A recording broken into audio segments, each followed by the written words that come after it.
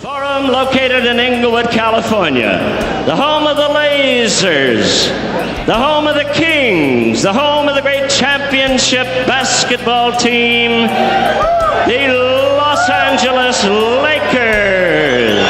A light heavyweight featured bout scheduled for 10 rounds of boxing. Al Bernstein for the Boxing Channel here with Jimmy Lennon Jr., who has been selected for induction into the International Boxing Hall of Fame, a well-deserved honor. And Jimmy, we wanted a chance to sit and chat with you a little bit about that. Obviously, it's very gratifying, I'm sure, for you to get elected.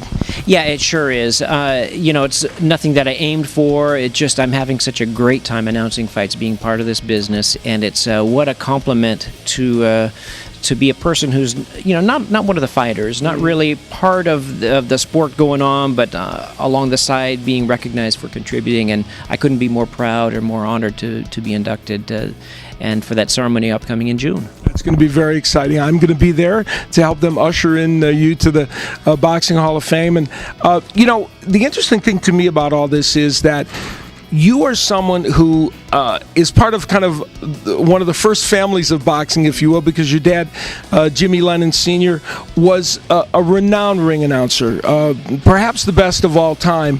And so you learned at his feet this whole craft. Yeah, I sure did, and I didn't intend to. I was just going through my life and going to school and going to college, and I found myself without a job, really.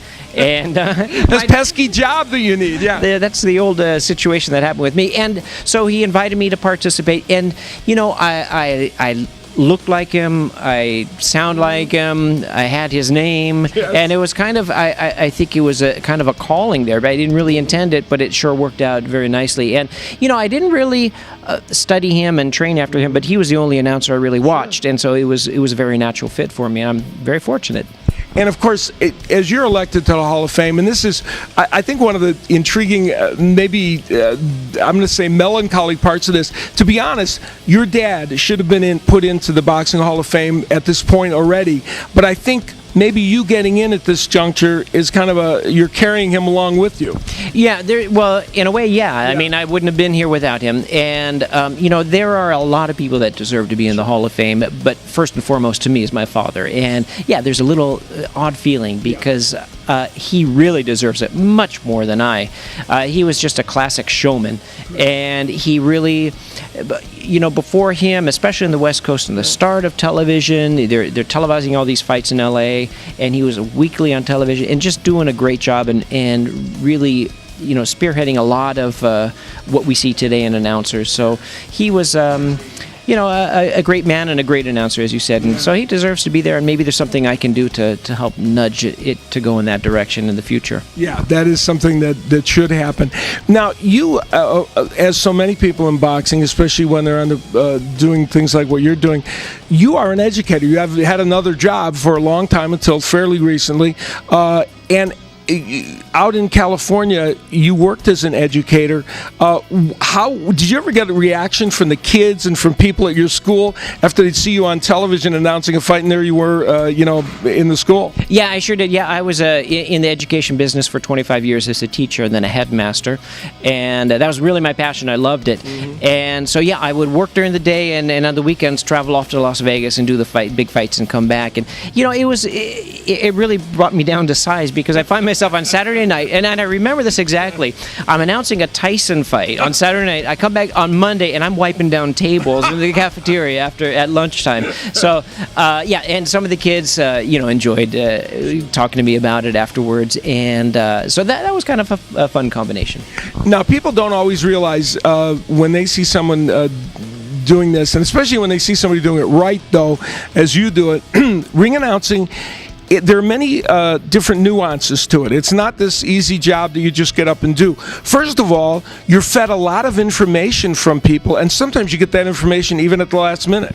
Yeah, you certainly do, and you got to be on. It's got to be smooth, and a lot of this information are difficult names to announce. Yes. or switches, and it could be quite a challenge. And of course, I want to do it right. But it was Don King who, for me, was the most common. At the last minute, I'd be in the middle of announcing. I'd see him he'd come from over my shoulder and he'd say something in my ear to have me include or to introduce. And it was a real challenge. So he was famous for doing that with me.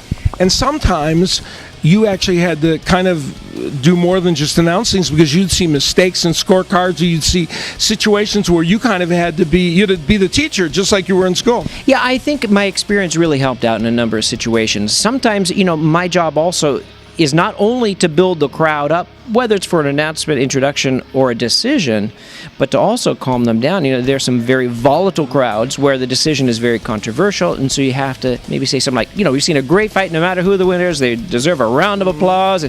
So you deal with it in that way.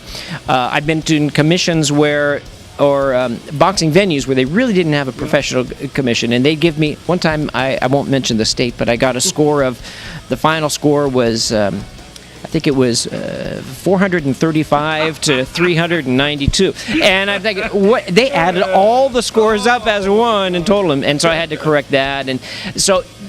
But certainly, because I know boxing, I have been there to also correct some decisions, make sure it's done properly. Now, you started your career at the Fabulous Forum, where you learned at the feet of your dad, and you used to start out the bouts, and then he would come on later, and you said the fans were really very interactive with you there. Yeah, you know what? We'd see them every other week, and we get close, and first of all, they're very supportive of me, and I think it was because they love my dad, and they saw me, and they were really supportive. So I appreciate that. But I do remember some times where I'm announcing and I'm in the ring, and it says, "Hey, you gotta get a haircut, Jimmy," and Junior get that taken care of. So it was a good crowd and a good learning experience too. And you've been the voice of Showtime Boxing essentially from its origins, and in fact, of course, that's your phrase. It's Showtime. Number one, did you think of doing that phrase, or did someone at Showtime suggest it to you? It was kind of a team effort. It was actually 20 years ago in December, and it was a Julio Cesar Chavez fight against Marty Jakubowski, and it was at the Mirage. And I remember this distinctly, and there was an executive at the Mirage who talked to me and Jay Larkin, who was the head of Showtime Sports at that time, and he said, "Hey, why don't you use it Showtime?" And then we kind of built on, how can we build that up, and so forth. So it was a real team effort, and 20 years ago just passed, and it's been something very special for me. I'm proud to be associated with Showtime so much. Well, it's great to be one of your colleagues at Showtime, and one of the interesting things to me, and this I think is something that we share in common, a philosophy. Your philosophy is very much about the fact that the focus is on those fighters and what they do in the ring. Yeah, there's no question. My job is to put the spotlight on the fighters. They're risking their lives. It's really all about them. Without them, we would have nothing. And sometimes I see young announcers who come in and they want to make a catchphrase, or they want to make it about them. And, certainly you can be exciting and build it up, but never do I forget, as I know you don't either, that it's all about the fighters and them. And if we can add to it, we're just the richer for it. Now, in June, you will be there for the induction ceremony. I was fortunate enough to go through that as I was inducted into the Boxing Hall of Fame, and it's just a grand experience. As you look forward to it, what kind of emotions do you have going into this? Well, first of all, Al, I want to say I'm glad I have you as my mentor to advise me on how to deal with this. But I tell you, I don't think it's quite settled in on me, because I've heard when people have mentioned that you're going to put your hand and the fist in cement, and you're going to get a ring, and your plaque's going to be up there, and I think, gee, long after I'm gone, there will be some sort of legacy, and it's even hard to imagine. So I'm very, very thrilled with that.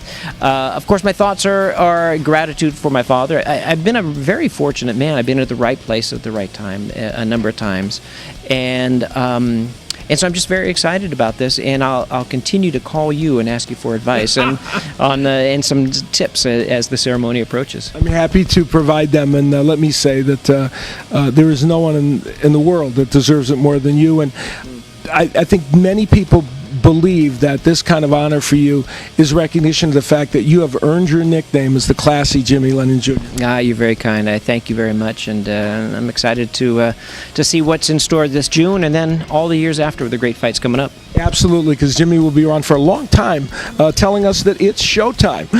Jimmy Lennon Jr., who will be inducted into the International Boxing Hall of Fame in June, and we're looking forward to it, and we honor him for that.